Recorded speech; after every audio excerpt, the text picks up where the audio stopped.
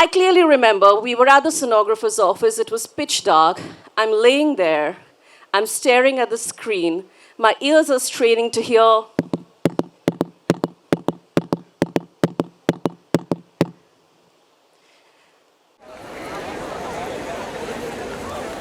Hi.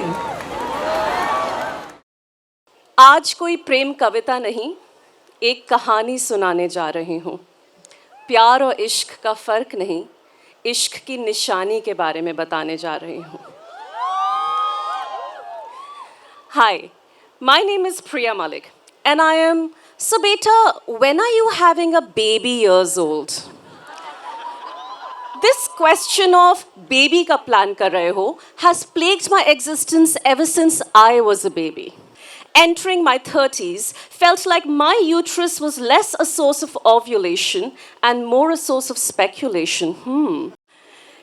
Every weight gain spurt I went through and every anti-fit dress I wore invited this question not just from friends and family, but also strangers on Instagram who would leave a comment saying, "Pakka pregnant hai ye."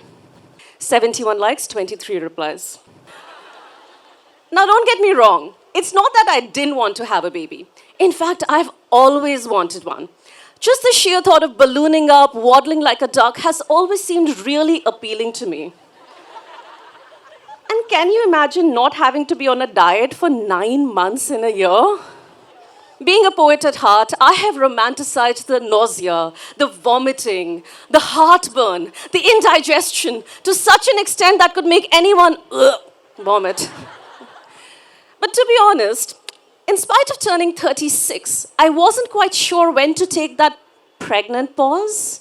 So I did what every 30-something-year-old millennial would do. I turned to Instagram. And I realized I should freeze my eggs. The next thing you know is that I walked into this swanky egg freezing clinic in Bandra with air so cold I could already feel my eggs freezing. The walls are full of pictures of celebrities who have visited this clinic before me. And the secretary runs up to me, she's super excited and she goes, "Oh my God, I'm a big fan of you. So what was your name again?" I'm almost famous.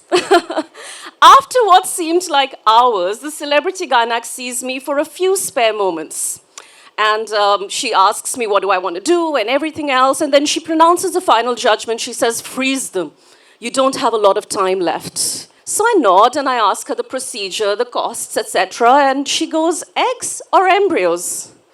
I didn't even know embryos were on the menu. Lekin, theek hai, chalega. The next few weeks, I was traveling and performing and touring and still thinking about freezing my eggs when, ta-da, I realized that my period was late. You know that sinking feeling, right? Ladies, raise your hand if you have taken a pregnancy test before. Yeah, I'm sure there's more. So you know that you pee on it and you wait and you wait. And I have done it a number of times in my life. But that day, for the first time in my life, I saw 2 bright pink lines staring right back at me. How is this possible? I ask myself. Well, I know how it's possible, but I was like, oh. So I did it again and again. And the third time, same result. I felt unprepared, but overjoyed. And so did my husband. Giddy with excitement, we called the celebrity Ganak and she goes, "Oh, what an economical baby." It didn't want you to spend all that egg freezing money. I could frankly sense the disappointment in her tone. I was one less egg freezing client. But she promptly referred me to the sonographer and off we went to see a fuzzy little blob on the screen and my pregnancy was confirmed. This was also the first time in my life I heard a faint heartbeat coming from a baby. It sounded like...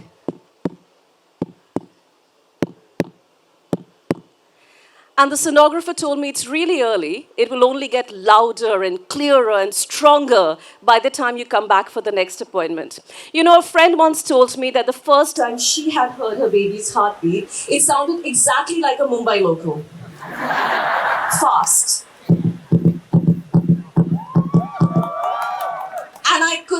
wait for that day to come. The next few weeks were weeks of unfounded joy. Can you imagine having two hearts beating inside of you? And imagine the intelligence that comes with having two brains. By this time, I was almost 2.5 months pregnant. So I knew that the upper lip and the nose would have formed. I also knew that the fingers and ears and eyes were taking shape, and I could not be happier. Finally, the D-Day came, the viability scan. And it was an ordinary day, nothing special, but Karan and I thought we will make it special by going out after the appointment and do a celebratory lunch. We were becoming mum and dad. I clearly remember we were at the sonographer's office. It was pitch dark. I'm laying there. I'm staring at the screen. My ears are straining to hear.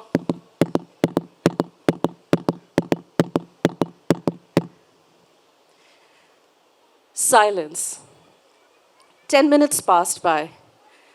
The sonographer looked at us and said, "I'm sorry, but your baby has passed away. This is called a silent miscarriage." And silent we got.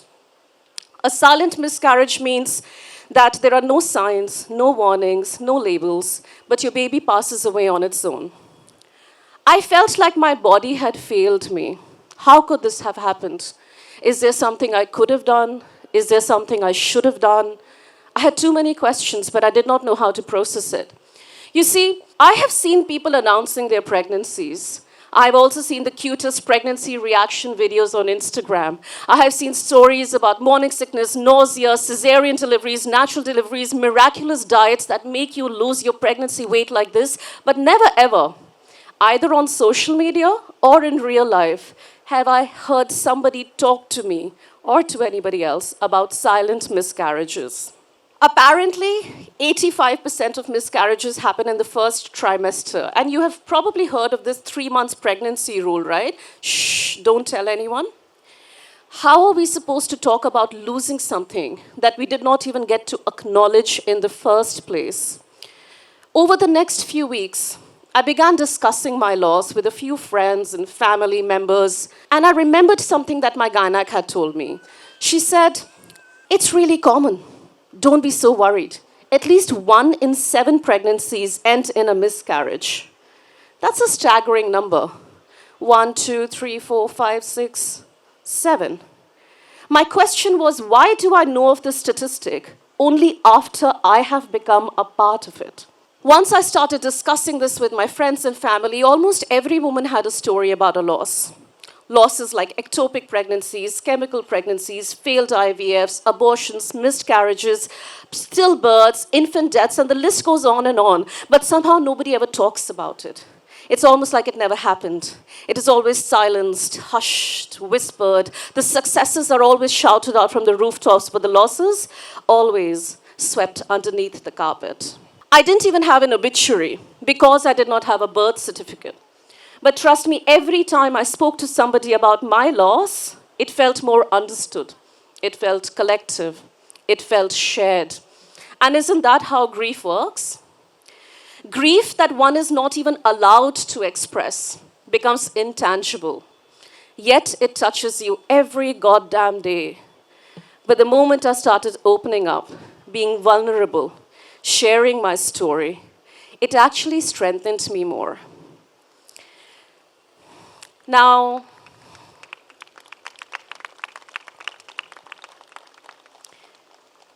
you might be thinking, how does the story end? I believe that there is no better scriptwriter than the one up above. Soon after the miscarriage, to our surprise, one more time, I have conceived again.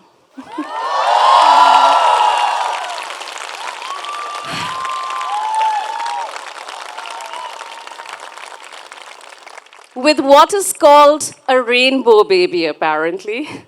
A rainbow baby because it is coming into this world after we have gone through a profound loss. Pregnancy after a loss hits you differently. It's difficult, it's strange, because you don't know when to celebrate with people.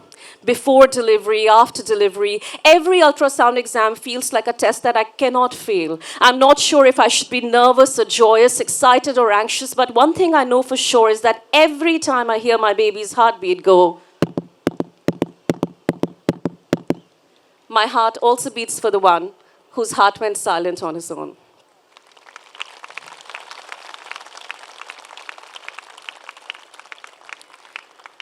I hope sharing this story gives solace to anyone else going through a loss or having been through a loss, at least 1 in 7 of us, right? So, hi again. My name is Priya Malik, and I can't wait to be. So, beta, when are you having a second baby years old? Thank you very much, everyone. Thank you.